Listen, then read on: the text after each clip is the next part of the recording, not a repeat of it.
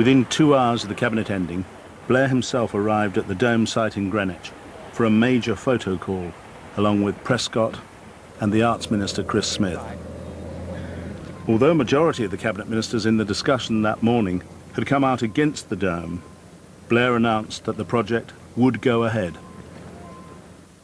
You communicated the discussion that had taken place, but then the Prime Minister took the decision about to go ahead with the Dome. He did, yes. Right. And I think about an hour or two later we were at the Dome actually announcing that and looking at it. But the Cabinet itself hadn't taken that decision to go ahead with the Dome. Well, in the sense that when the Cabinet makes a decision, what we don't have is a vote on it. There's never been a vote. This is this mysterious areas of Cabinet. You take soundings and voices. And I gave him the voice, and I gave him what I thought the best possible position was, and which would accommodate most of those views of the Cabinet. And he made a decision based on that. I didn't hear of any resignations after, did you? We're going to take a grip on this. We're going to drive it through. We're going to make sure there's a permanent legacy. We're going to make sure the costings are right. We're going to make sure that the management... As jets passed over Greenwich, Blair was asked how much opposition there'd been in Cabinet to the decision to go ahead with the Dome. It's a Cabinet decision. Look, everyone is worried about making sure that the actual ideas are right. Blair's way of running a Cabinet contrasted sharply with the last Labour Prime Minister before him. 25 years ago, with the economy in deep financial crisis, Jim Callaghan applied to the International Monetary Fund for a huge loan. It's not bloody funny, Jim Callaghan. Yes, it's not funny. It's not. The country was in turmoil and facing bankruptcy. Callaghan's cabinet was deeply divided. Left-wingers opposed the IMF loan and wanted a siege economy. But the right argued that the cabinet had to accept the terms the IMF was demanding.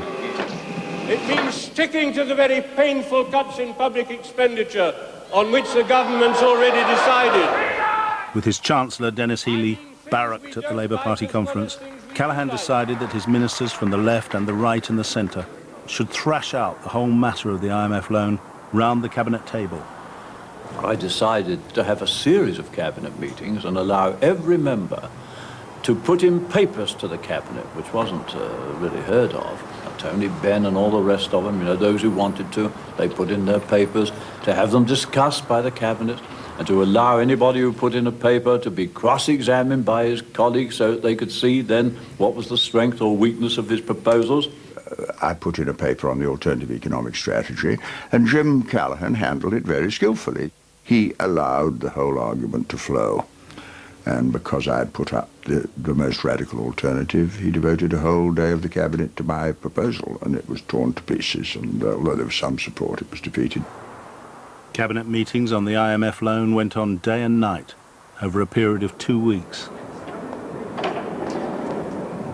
That, for me, was an absolutely fascinating microcosm of the way that a cabinet works, though probably much more rocky and uncertain in terms of the outcome than most modern cabinets, which are much more controlled. Jim Callaghan's view was, let the argument all come out, and then in the end we'll win a majority for the view. And he was very successful in getting exactly what he wanted in the IMF, though even in those debates we won a few concessions. There weren't cuts in benefits that had been proposed. I went through all that exercise, and at the end I had a united cabinet.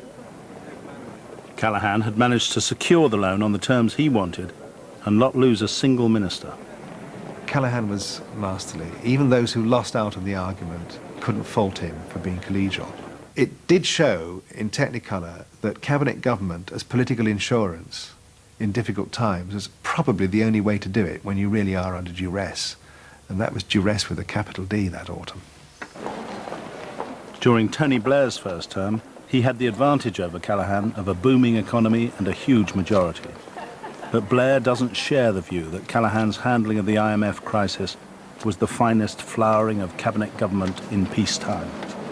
You know, the old days of Labour governments where I think the meetings occasionally went on for 2 days and you had a show of hands at the end of it.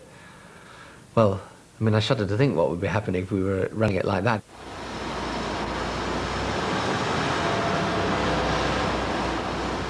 Blair has brought the techniques that he used to create New Labour into the way he runs number 10 in the cabinet system. He says a strong centre of power is essential if the government is to deliver. Many more people now work for him in number 10. and his closest advisers have become very powerful figures with White House-style titles like Director of Communications, Head of Government Relations, and even Chief of Staff. I think it's a lot to do with Tony's style.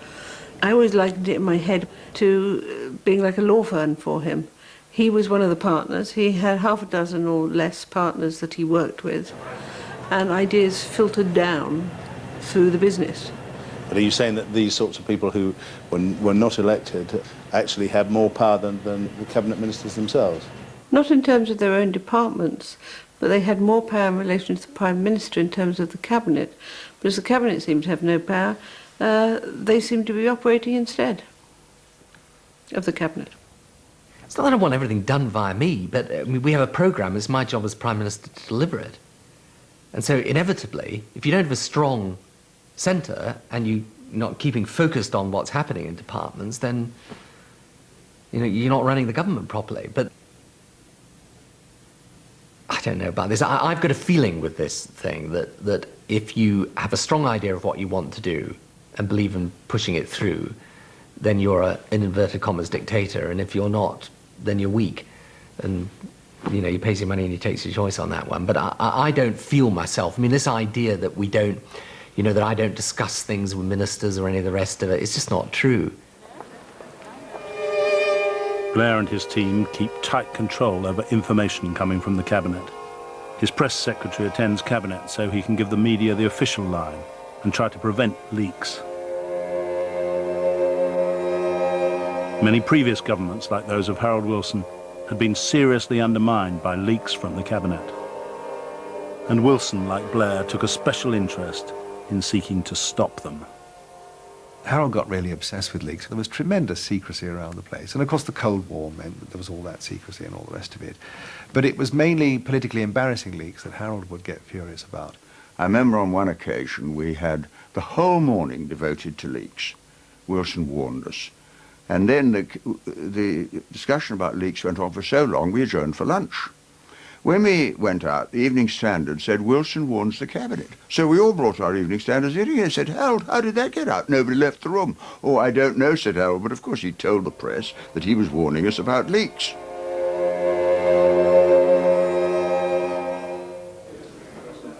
As the years went by, leaks from John Major's cabinet were to become a flood. He began to feel isolated in Number 10 as his authority was steadily eroded. He suspected members of his own cabinet of leaking against him, one in particular. The suspicion was that it was John Redwood, but I couldn't be certain of that.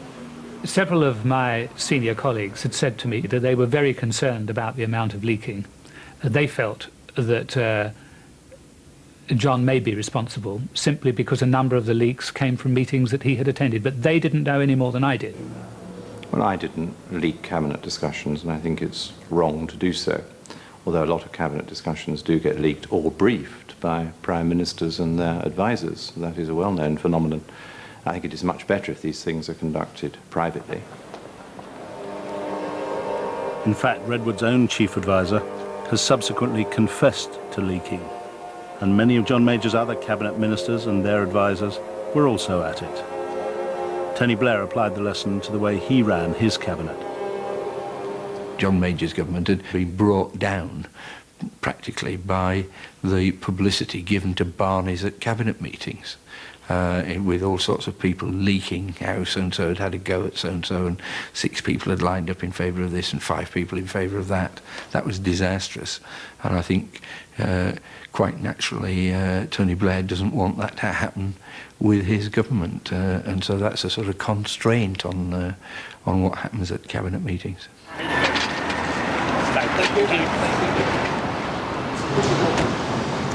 Tony Blair's ministers arrived for the regular Thursday meeting of the cabinet. They're not expecting to stay for very long, for they know that Tony Blair doesn't see the cabinet as a suitable place for taking big decisions after lengthy debate. But Blair does feel it's useful to bring his ministers together once a week, both as a bonding exercise and to keep them up to speed on what's going on across the whole government. I went in thinking the cabinet would be a body for discussion and debate. It wasn't.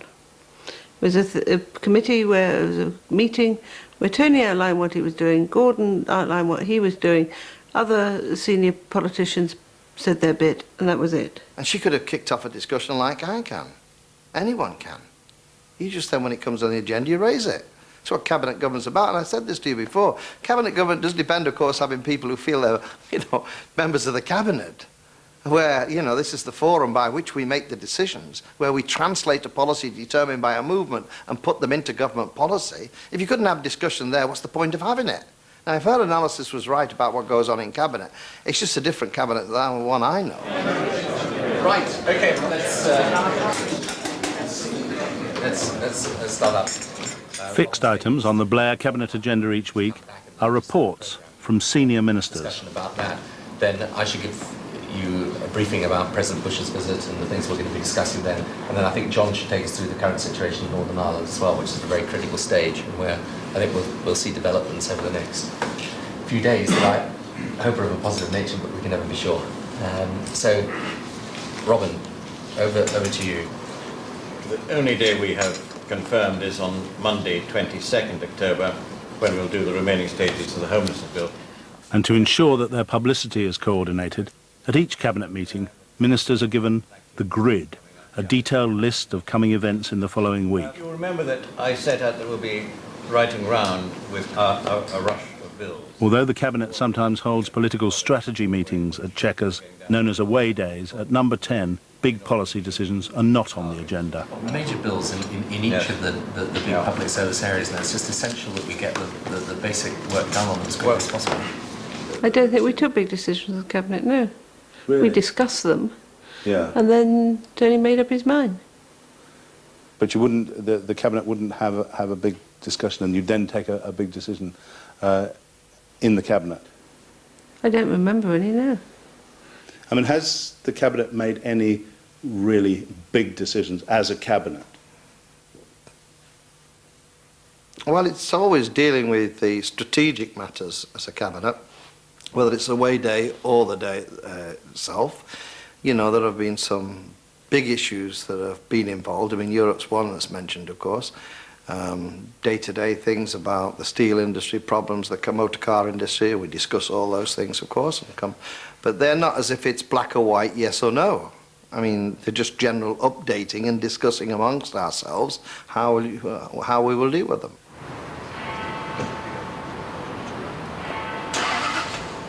At 11 o'clock, just half an hour after the meeting had begun, cabinet was over.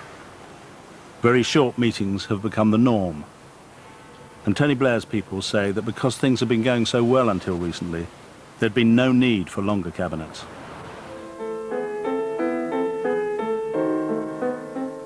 But Blair's critics claim that his style of cabinet government has inherent dangers for the future. They point to the issue that has split cabinets for decades, the issue of Europe. It looms over the Blair government as it has over previous prime ministers. In 1975, the player manager Harold Wilson was in deep trouble. There was to be a referendum on whether Britain should stay in Europe, and his cabinet was split down the middle. Roy Jenkins led the pro-Europe ministers, and Tony Benn the antis. Wilson's cunning plan was to allow ministers to campaign on opposing sides. And then he made this completely unprecedented statement that for this purpose and this purpose alone, the cabinet would be free to breach the absolutely central principle of collective responsibility. And what was so striking was that we all then got onto different platforms, arguing with one another. We all kept to the one issue of Europe. The cabinet ministers in favour of Britain staying in the common market campaigned across the country for a yes vote in the referendum. I think if we come out, we will be a country which turns in on itself, which has no sense of responsibility beyond itself. And I think, if I may put it very, very directly, I think that would break our hearts as a country. We've got a great future, but we'll exercise that future not by sulking on our own, but by working with others within a grouping in order to make the world a better place for us all to live in. I believe the British people, when they vote no in this referendum, they will gain a new sense of liberation, a new sense of their own power and their own prospects. The anti-market cabinet ministers, led by Michael Foot and Tony Benn, also crossed the country with a no